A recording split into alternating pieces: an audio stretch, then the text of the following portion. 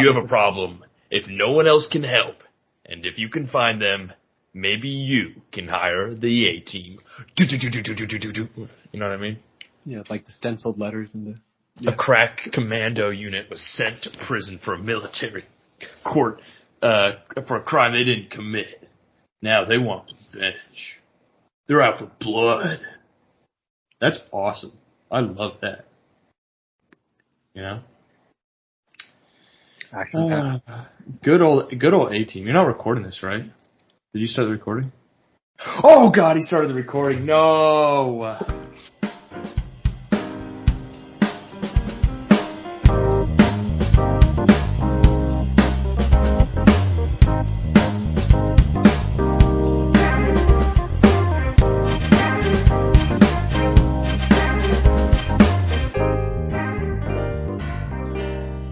Daniel, you've got a knack for starting it at, I'd say, the perfect time. It's the best time. It is. Okay, it's the perfect time. Oh my God. Well, my day was rough. I found I'm going to have to basically work on vacation. No. I'm just going to have to kind of log in and monitor some deployment because they had to push, not due to me. I was trying to push for everything to get done this weekend, and I was going to have to work this weekend, and I was like, I'm fine with that. Just let me be done. And then other teams are dragging me down. So like, I'm frustrated, heavily frustrated right now because I'm gonna have to log in on like the Saturday before Christmas, basically. Ooh. The 21st is when they push the deployment back to. Yeah, they do it at 9 a.m. on Saturdays. It's awful. In other words, you've been working with not the A-team. Correct. I have been. Literally, it's been a frustrating, these past 2 days, we've been doing a bunch of testing, trying to shore up everything. I've literally been scrambling and working so hard this week to try to get everything done and still have more to do by the end of this week. And like, man, I was working hard because I thought, it would pay off, but no, hard work doesn't pay off. Other people need you. And so I'm in a bit of a bummer mindset. So if you guys could, I don't know, how do you get into holiday cheer? I feel like this is the beginning of a Hallmark movie where the overworked, you know what I mean, like the overworked city slicker goes back to the small town and they're like, oh my God, maybe small town America is where it's at. This fucking corporate life isn't for me. This is how they oppress girl bosses, yada yada yada. So like literally, I'm in the beginning of the movie. So if you guys could be like, it doesn't have to be a romantic interest. Like here, let's not that I'm, I know. But like, here's a twist on a Hallmark movie. Like she's, overworked and she doesn't have time for herself and, so she's kind of like, stressed out and pulling her hair out all the time. And then she comes back to her small town and, she maybe like reconnects with friends. It's always like she finds love and falls in love and gets married by Christmas, right? Yeah. What if she just like finds and reconnects with old friends or maybe finds new friends? Like maybe she, and it's like weird friends, maybe she crashes her car, like it skids off due to ice, and she crashes her car, and the town mechanic comes to help, and the town mechanic, he's a guy, and he's got, big hands because he has to work with his hands, and they're all muscular, and, he's got this small town charm that, big city girls like, but like maybe they just wind up being friends. Wouldn't that be a twist? Like they're just like, we should just be, good friends and probably not leave my current boyfriend in New York City or fiance. It's usually a fiance to get with him. You know what I mean? Yeah, just like a nice platonic friend. Exactly. It's like, hey, I'm really glad I met you and that you helped me out in this difficult time in my life and showed me, how I could live a better life. And I've decided to find a new job, and my fiance and I talked it over, and we're going to move here, and we'd love to still have you in our lives and celebrate Christmas with you. Like something like that. That would be nice. But it's all like, I'd feel so bad from the fiance's perspective. It's always like my girlfriend, she goes away to her hometown for like a fucking week on like a, I don't know, business trip or something, and she comes back and she's like, I'm not getting married to you. I fell in love with this fucking lumberjack. Like, I'd be so pissed. I'd be like, we built something here in New York City. Like, this is established. You know what I mean? Like, I'd feel devastated. It would be a gut punch. Yeah. And it's like, we were supposed to get married next year, babe. What? What's going on? And they're always like, oh, really? Shucks. You know, shucks. That really, oh, good for you. You know? What? Yeah, they understand. They're the big fucking losers. I'd be. We were planning our wedding, you know. We already put a down payment on the venue. Or you know, like I'd be, what are you thinking? Clearly, Chris Kringle and his lumberjack friends got to you. I don't know. I feel like they need to make Hallmark movies realistic, you know? Yeah. Or at least make one that's got a twist where it's just like, oh, it's not what you thought. It's not romantic. It's just you know, someone realizing that their life, you know, is just full of stress and that maybe there's a different path in life for them and you know, and they still maintain a healthy relationship with their partner and navigate that change of course with them, and it makes them stronger as a couple, you know. Instead it's like, nah, this guy's name is Chris Kringle and he chops down logs, so he's big and beefy and I'm leaving my scrawny New York City boyfriend for him. Yeah. You know what I mean? It's always like that. But yeah. they always portray the New York City boyfriend as an ass. They like totally, yeah, they have to cast him like that. Like, so that you're like, yeah, she should leave him. Yeah. Leave his ass. There's a lot of money. Yeah. That kind of thing. Well, it's like, those movies are such like it's like a warm, fuzzy blanket for people. I think everyone knows the shtick, but it's like, oh, you know, like it's going and getting the same meal at the same restaurant. You know what it's gonna take. You know it's a comfort food. Yeah, it's like this is a good McDonald's like. Yeah. Meal. Yeah, it's not like a bougie meal. It's like, I know what I'm getting every single time. My Applebee's order. Yeah. Yeah. And they you should know make what? a twist. Another twist, other than it being like, you know, just having a platonic relationship or friendship, and that's how they find happiness in the end. And what if it was just, what if they don't? Like, what if it ends on a cliffhanger, or not even a cliffhanger, just a really somber note? Like, you know, she makes friends with this one mechanic, and they become friends, and it's clearly platonic, and then the mechanic dies in a lumberjack incident or something like that. Like the tree falls on him. And then they have to spend Christmas alone, and there is no comfort there. It's like a really super dark. Do you think that would ever get made? Like just a really dark. I want a dark, gritty, prestige Hallmark film. What do you think? It would be funny if they just had one in their catalog.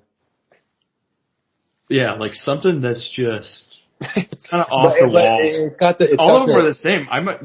You might as well shoot for, you know. Yeah. I'm gonna look it up. What's the grittiest it up, and then in the last Hallmark 15 minutes, movie? The last 15 minutes just has to be like the complete downfall.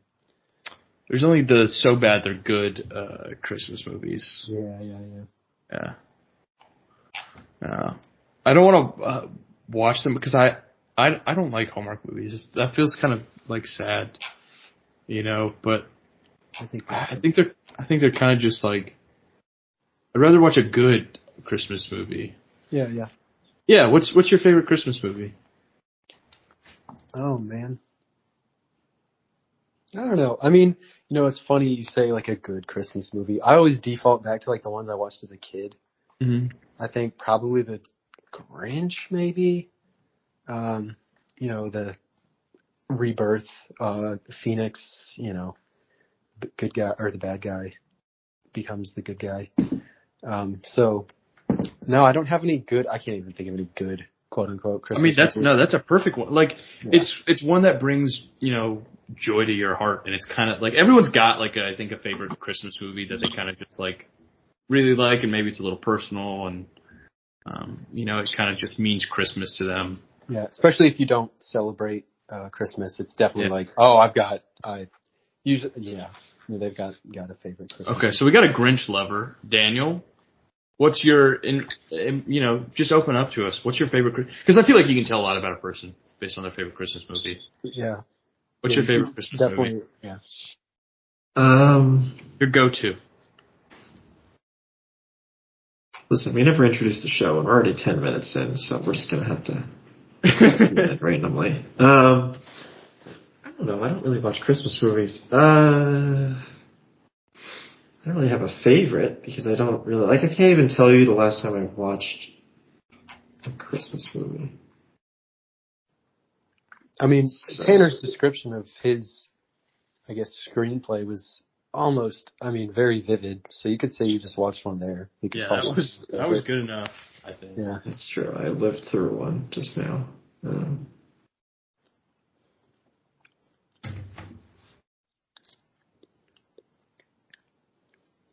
Well, then that can be your answer. Yeah. Okay. So I'm genuinely, I don't remember the last one I watched. No. Nothing this year, nothing last year. You could say Elf. Be that person. Yeah. I won't judge you for that one though. Elf is okay. Elf is overexposed. Maybe I've seen that once. Good and small. I might not even seen the full movie. I think you can watch Elf once, kind of be done. Personally, you can watch it every 5 years, and I think that's a good frequency. Yeah, it's nothing to write home about, I think. And some people are going to defend it with their life, though. And I'm not going to take that power away from them. Some people are like, it's the best I've ever seen. I love this. I live for Elf. Fuck yeah, go Elf. And some people are like, I couldn't care less if Elf lives or dies. Gosh, yeah, sheesh. I personally, I want him to live, but. I don't know. Me, I'm kind of like off with his head. Off with it. If he dies, he dies. You know what I mean? But maybe I'm just a bad person. Just kidding. What about me, you ask? Yeah, Tanner, what's your... Okay. Yeah. So you want my honest answer? Or you can't cue it up like that and not give us... I know. So my honest answer is, it's, like I said, it can be telling of a person, maybe kind of cringe. I like Love Actually. I think that one's a cute holiday film. The one, the British one. Yeah, it's got all the British actors that are mega famous. I think that one's and I know there's a lot of criticism for it. Some people hate it. And there is a lot of weird romantic subplots, Andrew Lincoln's subplot. He's the guy who plays Rick on Walking Dead. He's in love with Keira Knightley, who's his best friend's girlfriend, and then turned fiance, then turned wife, and he's never stopped loving her throughout all that. It's just a little weird. Gotta give that up. Yeah. That one I know is a little weird. Hugh Grant is the prime minister or whatever, and it's kind of I don't know, fucking his assistant. It's just kind of weird for a prime minister to do. Well, I feel it's probably not that weird, actually. No, I feel I would probably, if in terms of people in power and assistance, maybe it's just Love Actually. But a new answer, I'd say, that isn't, or maybe it is about love to an extent. It's called Tokyo Godfathers. Have you heard of that one? No, please do tell. By Satoshi Kon. It's animated, an anime, essentially. But it's essentially the story of Jesus and the three wise men.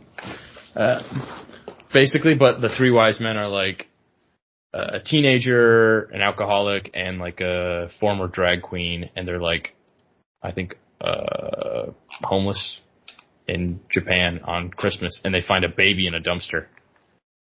And so it's basically, what if, twist on Santa, or sorry, Jesus.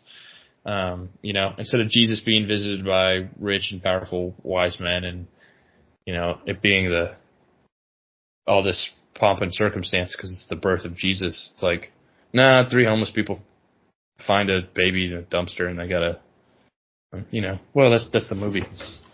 But I think it's pretty good. So I think that one's kind of a fun one. It's a little poignant. It's a powerful movie. Enjoyable watch. So that's my recommendation. I was going to say one more thing. But yeah, I guess Love Island is the comfort one, the one I've watched the most. Also, I guess and I know this maybe the cheating ones Die Hard, arguably a Christmas movie because it takes place during a Christmas party. So you could argue. But that one's a fun action movie. So, but yeah, that's how I usually spend my holidays. What are you guys' favorite? We're making this the Christmas episode because I need to talk about something happy, and Christmas makes me happy because it's in my mind a vacation that slowly is, I don't know, well, the fate unknown. But yeah, what's your favorite Christmas traditions? What about you, Alex? Oh, well, my favorite Christmas tradition, it might just be the one that we're starting this year. You guys have heard of Spotify Wrapped? I don't know, there's this new thing I heard about. It's called the Experience Podcast Wrapped. And I think we have some data about this past year of the Experience Podcast. Oh, so you want to go over it? That's one of my favorite holiday traditions, Daniel. I don't know about you. There's actually some really interesting things. I was surprised. I don't. Let's break into the analytics here. You want me to share my screen? I got the whole thing. Pull it up. I had to pull it up. Yeah, educate our listeners. Unless you want to do more Christmas stuff. I don't really celebrate Christmas, so I can't really help you here. No, it's okay. I'm just in terms of Christmas traditions. Just making conversation, I guess. Well, but Tanner, I feel like, and I think Alex can sympathize with, or agrees with me, I should say. It sounds like you're a little down when we want to make sure you're nice and cheered up. I'm fine. Okay. Well, all right. Well, for our listeners, Tanner's I'll be okay. Yeah, I'm a trooper. You guys know this. I'm a trooper. You know how it is. I appreciate it though. Okay. So should work now. All right. This isn't the beginning. I skipped the intro things. For creators. So Daniel's got his Spotify for creators. Are you sharing? Wow. Yeah. Okay. Can you guys not see? Yeah, it was just weird minimized. Okay. So yeah, break this down for us. So well, Alex, why don't you read through it and I'll be the clicker. Oh, absolutely. I'd love to. Oh, this first page we have, there's a nice graphic of a extruded kind of silhouette and an addition. This is our how many followers that the Experience Podcast gained slide, I suppose. Plus 14% increase in followers. That's a double-digit increase. We'd like to see that grow. Obviously, we're in the growth stages still. But plus 14%. We're glad it's positive. And I'm going to, I think, I'm not sure if this counts just Spotify or all platforms. It definitely doesn't count YouTube. So if we got I didn't check YouTube's numbers, but yeah, I would imagine just Spotify, but yeah, but it's weird because the podcast is hosted through Spotify, but then it gets posted onto Apple Podcasts and a few wherever other podcasts are found. Wherever podcasts are found. So okay, let's go to the next one then. There's a lot of this junk. I wish they had an easy table at the end that shared all the different things that they have, but they don't. That didn't seem like they had. Well, maybe it's if they go. Okay, so I just clicked on the menu. They have all these different categories, but you can't just share them all. Do you know what I mean? You can't just share them all in one printout. I wish they had that. Or maybe no. I think that. Yeah, they have them all here. Okay, but anyway, we'll go through. So you can't. They have to do them individually. Right. Let's take a look at these new fans. Okay, 60%, 69% of your listeners discovered you this year. Wow, that's a lot. So 70%, your top episode. Gin and tonic, let's talk about it. Yeah. So episode That's number a good 158. episode. Can you pull that one up? Do you guys actually know which one this is? I didn't go back and listen Do to you this. know what it I is? don't know. Yeah, I don't think we're doing a deep dive here. So episode 158 is the most popular episode last year. Wow. This is about Nadia, who brought on their whole family. Oh, could that be Gin why? and Tonic is like their family band name. So I think their whole family was on. I'm thinking Nadia's family just listened to this a few extra times. Yeah, so that's why it captured number one file. You're not giving yourself much credit. Wow, okay. 200% essentially more than your average episode. 190. Wow. It was a huge... Anyway, so yeah. So we're moving through here. There's a lot of these. We talked about all those new members. Let's look at the demographics of the audience. Now, this was interesting. For context, I sent this out to Alex and Tanner before we recorded. So you did? Oh, you only sent out this one, the listeners. That's what I mean. The full, yeah. So break this one down. What? I'm not an analytics guy, so you. No, Alex is the analyst for us. Yeah, I'll read it off. So these demographics are broken down by age. In the 18 to 24 age range, we have 20% of Daniel's listeners. 30% come from 25 through 29. 10% from 30 through 34. 30% from 35 through 44.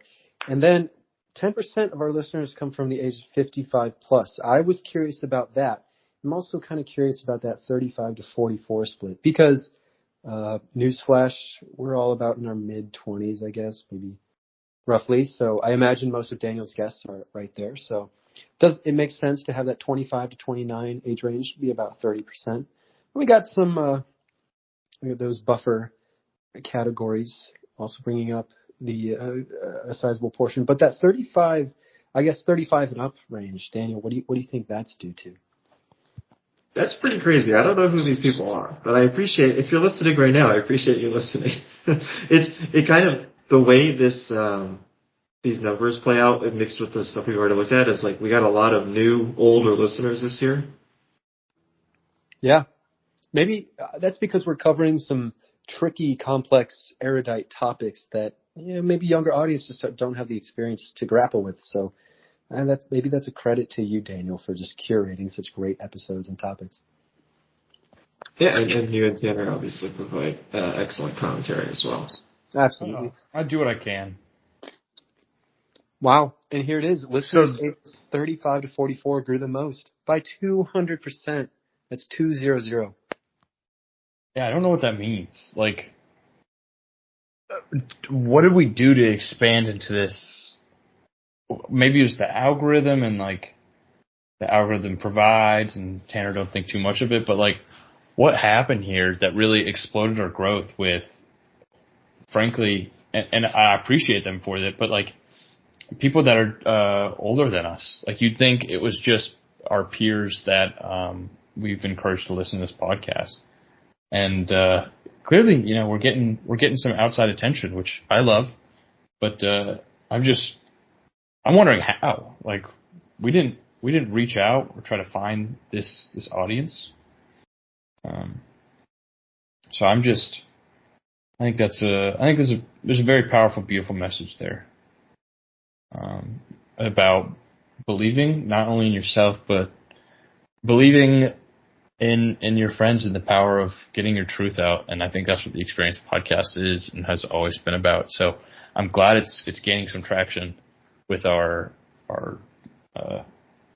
older audience. Not only our older audience, but also our international audience. We were streamed in 3 countries. Oh my Lord, what were they? United States? United States is the top one. That makes sense. And then, they didn't say the others. Come on. Yeah, I thought they did. Maybe, okay, well. I'm sure in the final wrap-up they do. And we knew this, but when we discussed this, our fans have great taste. So here's some interesting things. These are just similar podcasts that our listeners also listen to. Have you guys heard of any of these podcasts? I'm not big. You've got my two brother, here. my brother, and wait, can we deep dive into some of these and try to understand them and just We can look at like the top few. So that's how maybe we can start tailoring my give us the brother. top. Yeah, Yeah. because maybe we're doing something right and we need to play into that. Like I said, just be true and speak your truth and be true to yourself. But like, fuck that. Let's see what other people are listening to and We have to like chase. them. We have to chase. Let's be like them. Yeah. Fast growth. Yeah. It is a weekly comedy advice podcast. That's us. Podcast features these brothers. So it's kind of like how we do, I'm here with someone else, and someone else. I was going to say, it's a very similar. Yeah. You could make the argument that they copied off of our podcast. I wouldn't be surprised. I don't know. They started in 2010. Okay. Well. But they started in 2010, but we've known our truth since we were born. When did they really pick up? Exactly. Small time for a while, and they're like, oh, these guys have something great. So they could have just taken off after us. Okay, guys, they have some good ideas that we can steal though. That we should do. So it's the format of an advice show. They answer questions with a combination of salient and practical suggestions, form of rapid fire comedy discussion. Early episodes used questions from various online sources like Yahoo Answers, right? Like they'll go and find those awful like questions on Quora and like Yahoo Answers like that are like silly and like typoed, like am I Pragan in it? You know that one? Yeah. Like they'll find like those and kind of make fun of them, I guess. So we could answer and give like semi-facetious responses. We'll have my brother. Sorry, it's pronounced Mabimbam is how it's pronounced.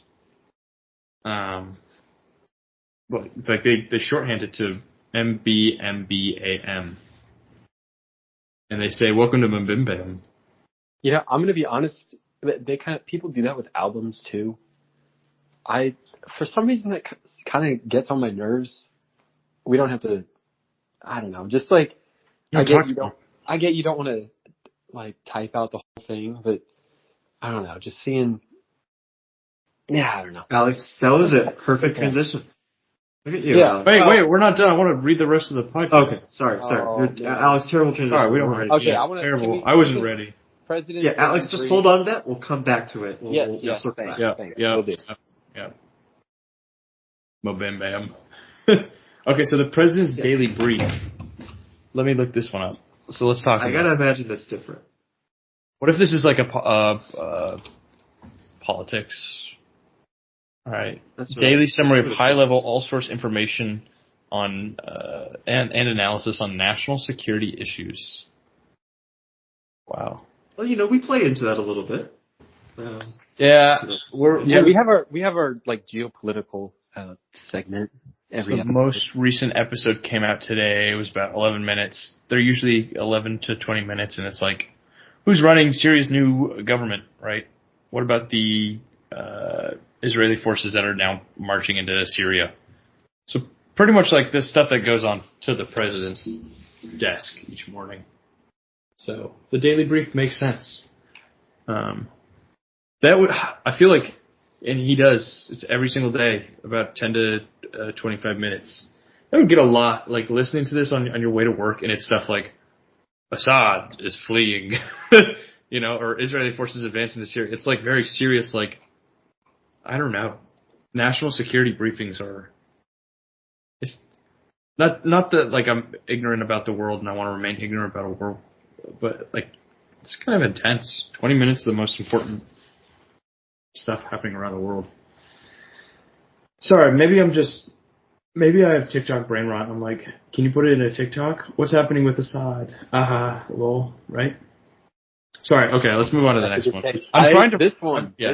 Okay, Casual Preppers podcast. Prepping Survival and Entertainment. So this is interesting.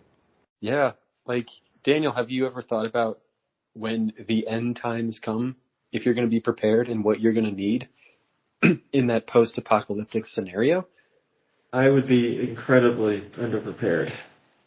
I would just I would kill myself. That's Okay, it. well. That's my They're kind of like they're the number one prepper podcast on the planet. They don't have that many views, but they look a little bit, Who said they're the number one on the planet? They did. Bringing prepping, survival, and conspiracy goodness direct to your dirty little ear holes. That's their fucking tagline. That's gross on like a couple levels. Why are they that? Hey, if our listeners like it, we might have to partner with them sometime. I don't know if you want to be. I gotta go find the COVID episode. That must have been it's gonna be like Christmas. That one's gonna be like April 15th, 2020. What's really happening? Yeah. You know that expression? It's like this is their 12/25, or this is my 9/11. You know what I'm talking about? Yeah, I am. Let's see their 12/25. Okay. Coronavirus on March 5th, 2020. It's just called Coronavirus. They got part 1 and part 2. They have a part 3. Mindless banter. 5G conspiracy. That one's just a month later. Surviving civil unrest. So this is the kind of, it has maybe a little bit of a slant to it, a bit of a, I think it's called doomer and doomerism, where it's kind of like the elites are out to get you. The only thing you can do is protect yourself and your family by getting a gun. That kind of. So that's very interesting. I'm not gonna think that we can really lean into that in, episode cryptocurrency for preppers. Like, I don't think that's us, but, we're entertaining. Our listeners, if they like it, they like it. Yeah, that was an interesting one. Next, we'll look at one that I have definitely seen around and know of, but really don't know much about, and it's Anything Goes with Emma Chamberlain. This one I know is this has got to be like top 10, possibly 5 podcasts, right? Like, this is a big... whale. Yeah. So about that one seems more within our target demographic. I talked to my friend who is, I guess, a Emma stan, and I don't know. I guess the appeal with her is that she's very down to earth and very much like the, I don't know, just kind of like chill, and maybe based on that picture we see of the Anything Goes podcast and their title logo, maybe it's kind of informal, kind of like how we are and not really structured. So maybe we have a similar style going. So I'll take this as a big compliment, right? We're being compared to some of the giants like Emma Chamberlain. So that's awesome. I don't know what she talks about on hers. Let's go see. But we got the target audience, I guess. Sometimes philosophy, sometimes random stories, sometimes advice. Truly, anything goes. Reacting to my old New Year's resolutions. I have alcohol intolerance. The possibly delusional small town fantasy. Hello? Is she gonna be what's Hallmark, it called? Hallmark? Yeah. I've been living in Los Angeles for 6 years now, and I finally love it here. Interesting. But my dad and I recently went on a road trip that made me contemplate my future. I'm ruminating on the various pros and cons of living in big cities versus small towns. So, hey, maybe she's the next, Hallmark focus and centerpiece. All right, let's move on to the next one. Daniel, will you introduce us? Number 5. It's the Adventure Zone. What do you think that's about? Just from this title. And the yeah, it looks like a children's podcast, probably science focused.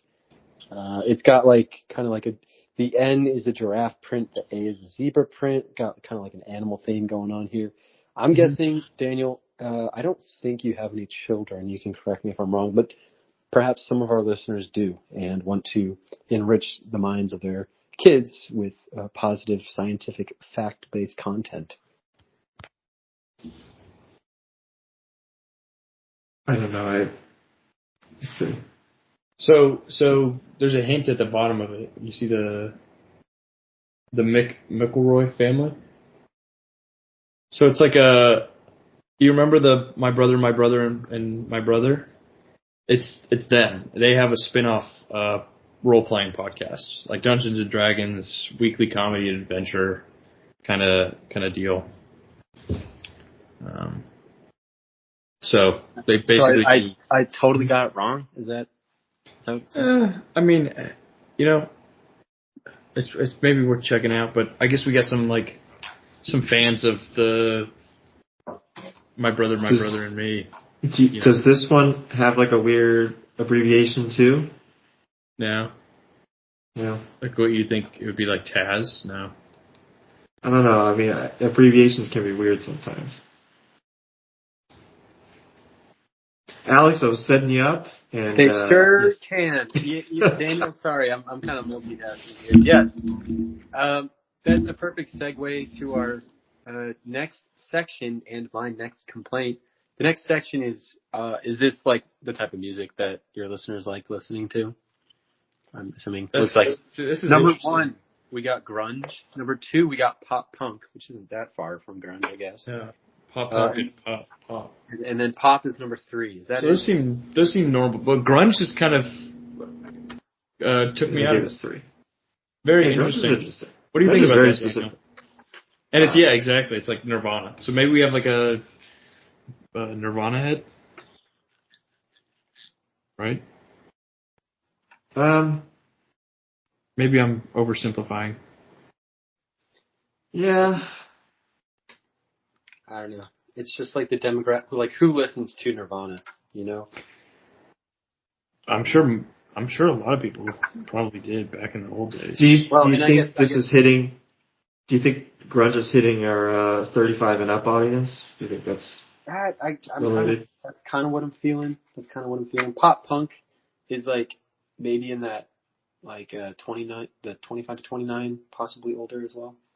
Yeah, maybe like 25 to 35 for pop punk. Yeah. And then grunge, and then pop is, I guess, just that's pop is. I mean, everything is pop. Everything. Yeah. So. Yeah. All right. That was it. Yeah. This one isn't shareable. I would have shared. Yeah. So. I'll air out my complaint. Yeah, I just don't like. I don't know. I think they're.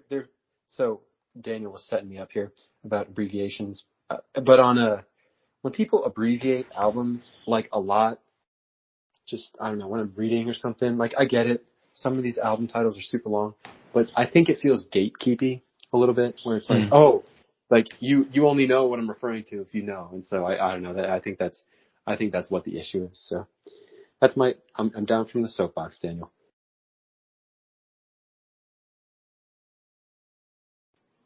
Okay, next. Speaking of reading, these are the top audiobook genres, which is kind of a neat little mix. Tanner, if you want to go over those. So, audiobooks are the people have spoken. They like philosophy. So I don't know what audiobooks discuss philosophy. If we have any, I guess we're tangentially related to philosophy. If we just kind of talk about life and what goes on in our lives, we talk about. So maybe maybe we have I don't know. I'm not a philosopher, but maybe we have this new age kind of we're just down to earth, stream of conscious, postmodern philosophy that I think we preach on this platform. So I can see that intersection there. Sci-fi and fantasy at number 2. That one kind of makes sense. I think we got a lot of built-in, nerds. I think in our audience. I think you could see the tie-in here, right? The sci-fi fantasy with what was it? The Adventure Zone. Yeah. Yep. And then maybe the pop punk, and then the 25 to 35. I think we've kind of identified our median listener. Yeah. Yeah. We got to find what the average name was. Well, wasn't it a couple of years ago? It was Jennifer or something like that. I'm sure they don't have that info, but that'd be funny. But yeah, we're zeroing in on the type of person. Very cool. And health and wellness, that's good. I'm glad our listeners are focused on just. Yeah. Here's something. So this one says they didn't just listen. 50% of your audience watched video on Spotify this year. Okay. I mean, I don't know. I'm not shocked or particularly moved by this, unless Daniel Tanner, you can steer me in the right direction. Like, what are they just talking about? Like pot video. So I guess what I saw on the Emma Chamberlain podcast is that it said it was one of Spotify's premier video podcasts. So I'm guessing maybe she partners with Spotify. So Spotify offers video podcasts basically, where it posts your podcast as a video, which doesn't matter obviously so much for us since we don't post videos. It basically just, I think, well, I don't know. I don't have Spotify, so I don't know how it does it. Maybe you guys can check. But I believe it just puts the static logo. Basically, it does the equivalent of like what I do with the YouTube video. It just has the static logo and then plays the audio in the background. But if we wanted to, we could record the video and upload it through, Spotify the way I upload the audio typically. And it would, if you wanted to watch the video, you could watch it through the Spotify app. And this is why Spotify put that in there. It's so that we can market their products for them. I feel like that's what this slide is for. I'm thinking about it. Okay. Oh, this is the good one. Okay. Shout out to your biggest fans for keeping you at the top of your game. Let's see. Your top 10 ton show for six fans. 6 fans. Let's go. All right. Thank you, everybody. Top 5 for 5 fans. 5 fans. Wow. Number 1 show 4. Come on, give it to us. 3 fans. Hell yeah. Perfect. Oh, I like that. That's awesome. That feels, honestly, I've been, thank you. Gold platinum tier right there. Now we got to see what kind of creator Daniel are. This is the classic triangle of episode length, publishing frequency, and countries. You're a storyteller, Daniel. I mean, we knew that. The fans have entered the conversation. People are talking about us. Let's see. The people are. Hell yes. Let's go. You really can't do any better than that. No, we can't. We're probably the best podcast of all time. I'll say it. Yeah. Keep this conversation going. Share with your fans by clicking the share button and getting everyone on Spotify. Nice. Yeah, that's it. All right. So, well, Daniel. So we have discussed like the type of people that listen to your podcast. Try to piece together like this sort of median person you talked about. But what are your overall takeaways from this data from the creator himself?